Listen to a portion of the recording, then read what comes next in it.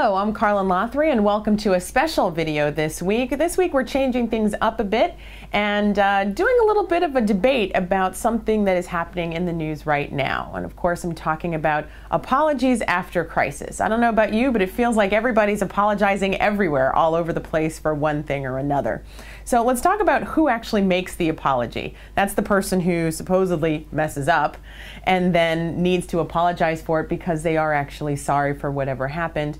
And then, of course, there's the person who messes up, but is then told by whomever that they need to make an apology. So we'll look at the dynamics of that and what each of those means in the world of communication and how it makes you appear in your image.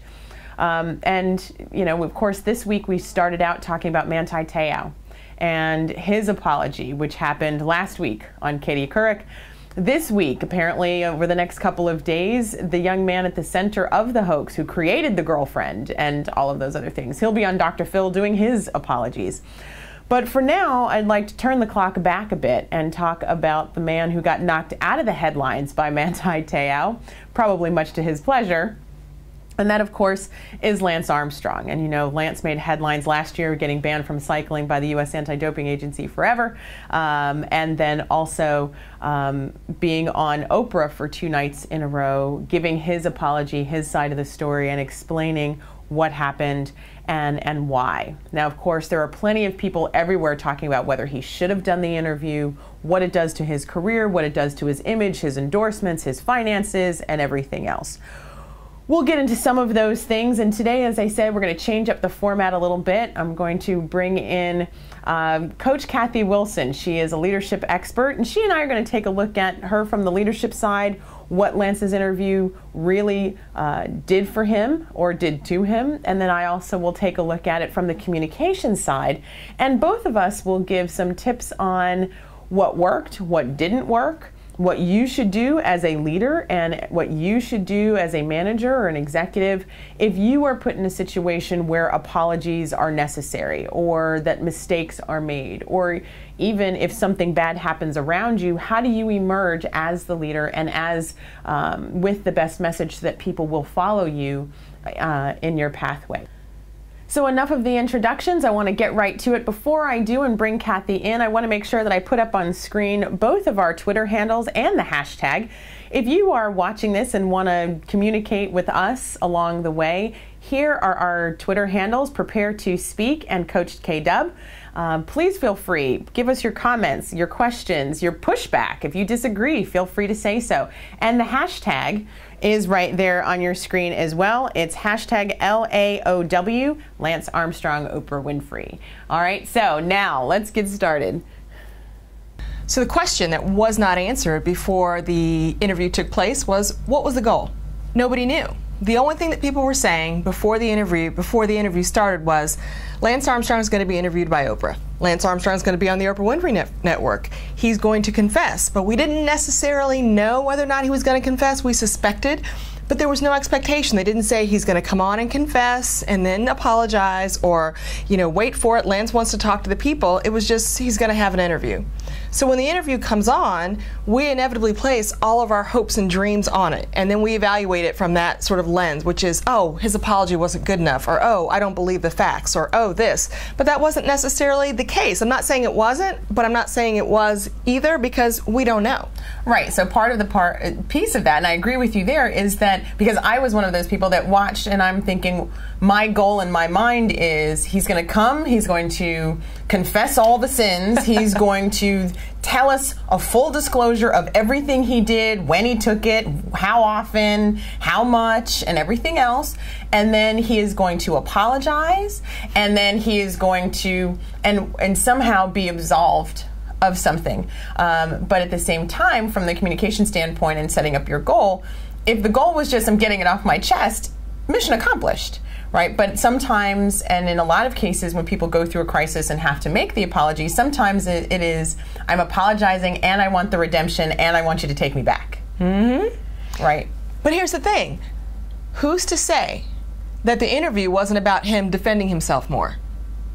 So explain more about that. Defending himself. How does he need defending? He was the bully. He was the one who attacked people, annihilated their character, threatened them, sued them in some cases, and successfully. Yes. But what I'm saying is, because we didn't know the goal initially, and you were talking about how you expected this to happen, this to happen, this to happen, who's to say that he wasn't actually going to come on and defend himself more and deny everything more? We didn't know. That's the scary thing, is that we see how when there is no clear goal and communication, you can actually stand up there and people will be sitting there saying, okay, he's going to say this, and he's going to say this, and I'm going to feel better, and he's going to ask me to take him back, or they're going to ask for my forgiveness. And all of a sudden somebody gets up and they say, I did not do it. I want to come on Oprah Winfrey's show to prove to everybody that I am not guilty. And then we're all like, what? Right. Well, he was at least smart enough not to do it that way. Yes. And he confessed. Truth be told, I mean, let's give him some credit. He did go through and didn't give us play-by-play, but certainly said there's no way he would have won all the Tour de France without it. He certainly said that he did it. His excuse, so to speak, was everybody does it, but we all learned that as a kid. You know, telling your parents everybody's doing it didn't mean that you got to do it. Okay, but this is where I'm going to throw in my athlete competitive mindset and understanding being in this sort of environment. Not absolving him, not excusing him, but saying, we all have some goals in mind, or we participate in things because we have a goal. We have a goal to win, we have a goal to be the best. If we look and we see that everybody around us, or the majority of people around us who are successful, are doing something to be successful, if this is what we feel like our life's mission, this is what we do, I can't say that, you know, it's just, he should have just said, you know what, I'm not going to follow everybody off the cliff, I'm just going to do my own thing. Because here's what's in his head if he does that. I'm competing in a sport that I love.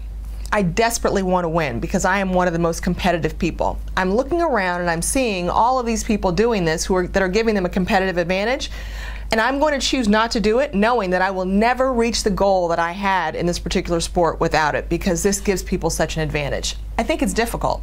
It's the Tour de France for him. I would not have done that. I could care less about bike riding, but I know that I have a situation where I would be tempted. I don't know what it is yet, but I'm sure where I would be sitting there going, I can either do this and be competitive and possibly win, or I can just let go of my dream right now. So I don't see it as an excuse. I see it as something that was very real to him, and I can respect that, although I can choose to disagree. So with that as your basis, I'm interested then in your take from the leadership side, and with leadership being your focus a lot. When he said, as the captain of the team, and he went and pressured, although he hedged a little on whether he actually pressured other members of his team to follow suit and to dope as well. What are the leadership implications? What is the advice? I think we both use the be an athlete comparison in each of our fields. But what is the leadership implication here as the leader of the team? What's the lesson to be learned for the CEOs, for the managers, the VPs, or anybody else for that matter who's watching us today? Yeah, well, that's the crazy Lance. The Lance that said, you know, well, I never said that I pressured or told them that they had to do it to be on the team. Wink, wink. Exactly. But it goes to show you, in a leadership role, it does not matter. It's like the implied goal. You know what I mean? People have an idea of what you stand for, or what they're hoping to hear from you, or what you have to do in order to be successful. So he stands up there, and when he does it, it okays it for everybody else. And if you want to be in his presence, then this is something you're going to have to do. He completely misread the power of him as a leader, as a CEO. He spoke it. He said, you know, I'm the leader and I take responsibility, but I clearly don't see where he actually got the whole implication, because there were another couple instances, I think, in the interview where he said, because I'm the leader, I'll take responsibility for it, but he was not in a position or in a mind frame at that point to understand that if you're a leader or if you're a CEO and people see you behaving in a way, and you have people around you that are behaving the same way, and you're buddy-buddy with them, or you're promoting them, or having them around you, well, then it is implied that in order to be in that group or in that circle, you have to do that too. That's why we're protecting whistleblowers, because if I have to keep my job, then this is the behavior I have to do. I have to cheat, I have to do these things because my leader is doing it. But the leader will say, well, I never told them they had to fudge those numbers. Well, you don't have to. You know what I mean? You don't have to. It is implied that this is our culture. That was the culture of the team. And I've been doing a lot of work, I think, on culture, but that's the culture of the team, so that's how we roll. Okay, so then, and I'll say from the communication side. Yeah, because I'm interested to hear your point on the communication side, because I know we spoke about how we may have had some disagreements, and I know from the communication side we talked about that. So I'm interested to hear this perspective, Carla. Yes. No pressure. Right. So I think the part of it is, okay, so on the communication side, certainly there were strengths that he had in terms of, I do believe, and this is in any crisis situation, be forthcoming, never slow roll. I think that's what we're learning with Manti Te'o. When facts come out one day at a time, I mean, this story now that could have been 2 days. That is a whole nother video for us. Right. Is a month long. I mean, we're still on it. And he knocked Lance Armstrong out of the headlines. Yeah. So, so to come with it and don't hem and haw. Yes, I took it. Here's what happened. These are the types. He wasn't thrilled to be admitting it, but to at least get rid of the speculation and answer for what's there. I will say from the apology part, it was seemingly sincere. I will say the part about the embarrassment that he appeared to feel when he talked to his son and had to tell his son after the son's been defending him for months and years and such. I was even uncomfortable with that, right? And then he had to go and say to his son, look, everything they're saying, it's true. And let them beat me up. I mean, that's a hard conversation for any parent to have with a child, for any, certainly if you are a boss, the manager, the VP, the CEO, or anyone else, and your staff, as good team members, as you've said, have been carrying your banner and your flag for you, and then to hear, what? It's true? You lose a lot of faith that's there. And so I think in the sincerity factor in dealing with his son, I think that was very true. I think his largest mistake and the problem that just stuck with me, that negated almost everything that he said from a sincerity standpoint, was, I don't think I should be banned for life. I should be back in after a few years. And it was so casual, not casual, but it was almost defiantly said. Right. With the body language and the tone, it was almost defiantly said, and it was kind of like, and the USADA is just blowing this out of proportion. Largest mistake, because that right there, the fact that you are going to talk about your punishment while you are as you are making your allocution, is a little bit insincere. It kind of takes away from that, because it's kind of like, oh, is that the goal? So back to you didn't pre-state the goal. Right. To me, then it was, let me back in. That's the goal. Right. All I have to do is say, I'm sorry, boo-hoo a little bit, and I'm back in. That's what that was. If that was something that he said 2 years from now, a year from now, give it time for your punishment to actually sink in. I mean, think about, I don't have children, but for those who have kids, I certainly have babysat enough over time, the kids who get sent to their room, and you're in your room for the rest of the night, but after like an hour, Mom, I'm sorry, can I come down and do something? Right? I get that. And so it's kind of the pleading of the case starts, and you just started your punishment. It's not even day 3 of the week without TV. It's 1 hour into the 1 week without TV. Right. So he needed to at least let the ban, because it's only 6 or 7 months old at this point, he needs to let that ban sit in for a little while and then plead your case. Flip-flop, they asked, the Today Show interviewed Pete Rose the same day and asked him about it. Now, Pete gave up asking. He just doesn't ask. Broke my heart to see him on the front steps of the Hall of Fame, Baseball Hall of Fame, and he walked away. And I'm going, oh, come on, just let him in. It's time. No. Right? And so, but what I'm saying is, because I've forgiven and moved on, enough time has passed, I feel like penance has been paid, I feel like punishment has been served. Right. Same thing should be then thought with regards to Lance. Give it some time. I see your point, but I also see the other side of it, which was, she asked, and he answered. And he answered, even though he knew the answer may not be what everybody wanted to hear. He answered even though he figured that people would feel the way that you do, because I think he prefaced it and said, well, I know I have no credibility or I have no right to ask for this, and I understand I can't. I want to do this, but I can't. But he answered. And, that's all I can ask, because I believe, had he said, well, no, I think that my punishment fits the crime, that people would have been like, oh no, he's being insincere. So I think that it was 6 of one, half dozen of the other. So I think he just kind of left it on the table. You know what? This is not going to be a popular answer, just like the phrase, you know, I didn't call you fat. Or we sued so many people with a chuckle. I mean, there were a lot of little moments where I felt like, wow, not sure I would have gone there, but I appreciate the man just kind of showing up and letting it all hang out. He wasn't trying to hold anything back, and that's one thing that Oprah said, that he kind of said more than we expected him to. It didn't look rehearsed or prepped in any way, and all those really messed up pieces, like, you know, no, I don't think I should be banned for life, came out. And, you know, I was thinking about that, and I was like, well, you know, if that's how he feels, that's fair, but you didn't actually show up when everybody else showed up to confess. So. Right, you were last to the party. Yeah. And not only that, but when you got banned, you took a picture of yourself laying under all of your Turn of Friends t-shirts, and you were like, what? Yeah. See, everybody else kind of walked in. He kind of got dragged in by the collar. You know what I mean? And you're not necessarily going to reward people like that, you know, with a light sentence. So, but the other half of that is when he talked about being in therapy. And he said, is the man who did all of these things gone? And he said, no. And I believe there were pieces of that man along the way that he dared to just let out. When Oprah called him on it, sometimes you could see it was very difficult for him to admit it, but at other times he said, yeah, you know, I'm being defiant. That was me being defiant, not a good moment. And that's what I want to see when I think about somebody in a process of getting better. I don't get 3 hours and then somebody says, all right, you're absolved, it's all good, and guess what? I'm better too, so I'm a better person for this. That's not real. You know, when I go into organizations and I work with people and I look at organizational change, it takes a while, especially if you're looking at the leader who has so much that they're responsible for. It's like an onion. You know what I mean? I did this, but then it impacted this, and this, and this, and you just keep peeling until you realized how messed up you really are in there.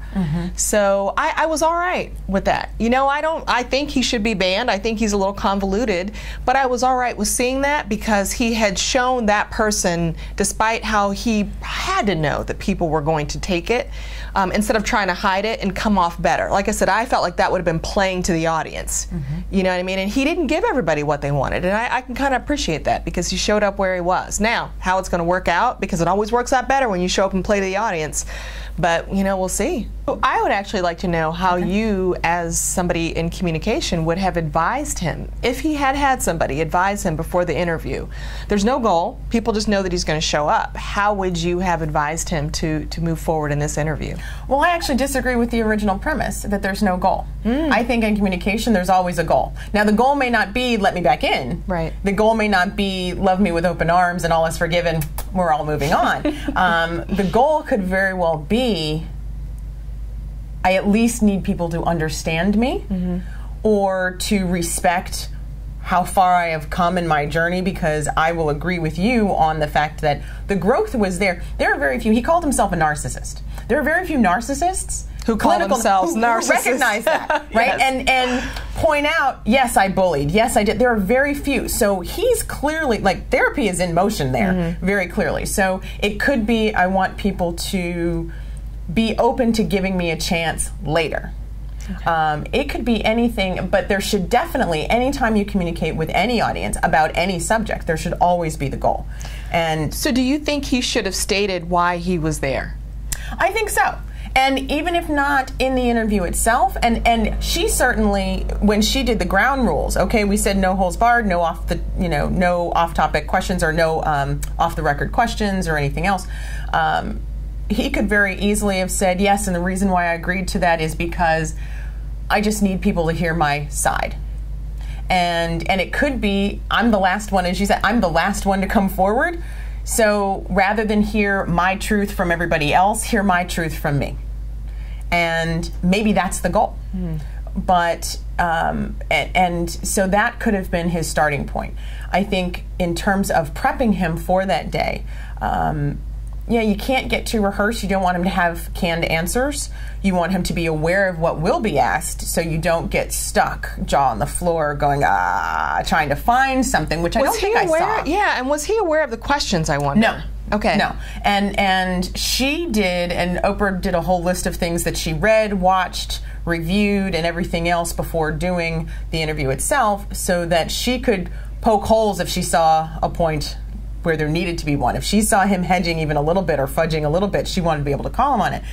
And he really didn't. I mean, he acknowledged all of the good, the bad, and the ugly, and even said so. I think that I would have said absolutely he needed to be honest, which he was, and to be as specific without getting into the weeds about, here are the things that I did. Yes. You don't need to get overly dramatic about it. You don't need to burst into tears about it and have, the Jim and Tammy Faye, and for those who are old enough to remember the big crying moment and the mascara everywhere. I mean, you don't want to go and fake your emotion. I think that's why I said also that scene about him or the piece about telling his son it's true broke my heart a little bit as well, because you just know the embarrassment. We all want the young people in our lives to idolize us and to have us in such a pedestal moment, and so to have to break that ideology and to show that you're a real human on the real ground and such, then that becomes a harder piece. But I think, again, so to be honest, be sincere, don't hold back. I would have prepped him, however, for the question of, do you want back in or do you want your penalty lifted and so forth. I would have practiced that question with him. And not to say, no, the punishment fit the crime. How about, it's too early to talk about that. My development, not development, but my journey to come back, to not be that person who was, to get rid of the narcissism, or however which way he wanted to word that. But I'm not where I want to be personally, and so I'm not even worrying about that professionally. And that's the part where I would actually, and if he said that, I would have bought it, because that's really what the answer not should have been, because we both talk about the fact that should not be a word. Right. But I think that that's something that's perfectly acceptable, definitely reasonable, and true. And when you have so much work to do, because, I mean, you involved your wife in the lie. You involved your kids in a lie. You involved your teammates in a lie. You cheated to win over and over again. And your foundation. The people who contributed to the foundation, the people who bought his books. Right. Yes. And all of those people who found hope in him because they believed he defied all odds. And they wanted to be that too. All of those people, I think there was such a letdown piece there that to get into, yes, I'm ready to get back, or I want to get back, I want to be able to compete in triathlons and those sorts of things. I just think that was too soon, just too soon. And I would have advised him of that. For every crisis that there is, and I work with my clients on that in all media interviews and even public speaking events when they have to address tough issues and have to answer tough questions with their stakeholders in some way, shape, or form. You can't duck the tough questions. Everything done in the dark comes to light eventually, so you might as well put it out, right? You might as well put it out on the table.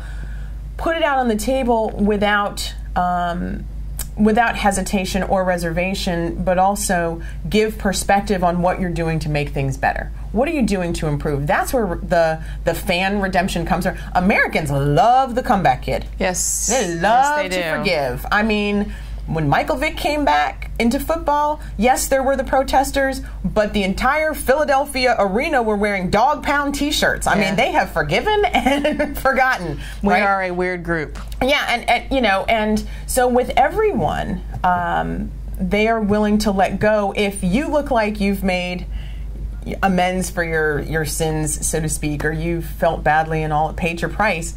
We are always willing to take people back. So certainly be honest. Don't be afraid of it, because not saying it now and having it come out later, which is what he's finding out, denying it for all those years, the blowout that happens now versus after year one. Think about getting back in after year one and then just doing your thing. And he said as much. Yes. If I could do it over again, I would have said, hey, give me 3 days to talk to some people, and then I would have turned myself in. He says, I can't go back, but that's what I would have done. Hindsight is always 20/20. Yes. Absolutely. So yeah, get out early and often. The 3 Ps of crisis management are always, first, what is the impact on the people? And so that's you and your teammates, that's you and your family, and which he handled that in the conversation, but when you're going through the crisis itself, think about that impact. And you delaying is going to make it worse.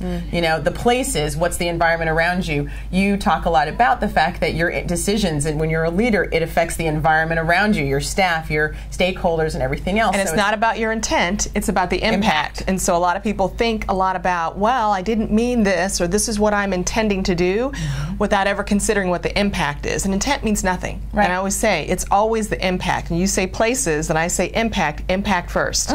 Yeah. Yeah, and so what is that impact? And so for it's on the place, and the place for him in this case is racing, cycling.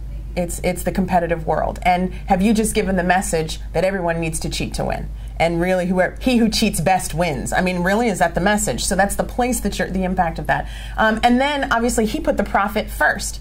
How much money, the millions that he won in endorsements, the bonuses he was paid for winning those two, he put profit first. And a lot of companies, a lot of clients put profit first, and that's where you lose. When you do the people and the places first and worry about the impact that you're having there first, the profit will come back.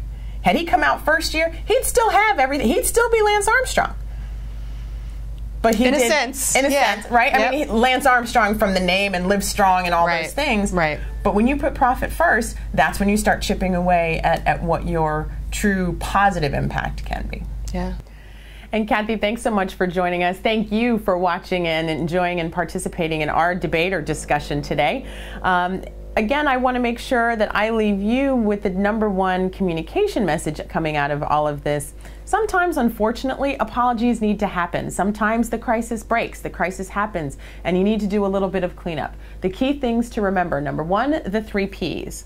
When you are framing your messages and when you are communicating, you talk about the impact on the people first. What is the impact on the people around you, the people in your life, the people affected by whatever it is that you need to apologize for? #2, the places. Now, places can be the physical locations, physical structures and buildings and environment, from the air we breathe to the water we swim in, the water we drink, or anything else.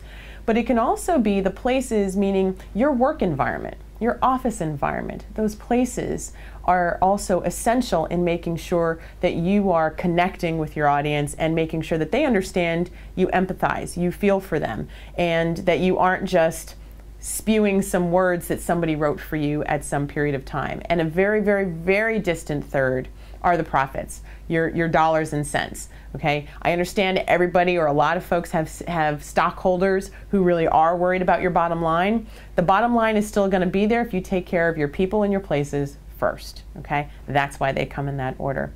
All right, so remember, we're here every week with the tip of the week. Please feel free to visit the website where we're blogging and talking about things. Leave your comment right here, and if you like this, hit the subscribe button here on YouTube, and you can catch all the videos that we put up, sometimes twice a week, but certainly at least once a week, and look forward to seeing you next time.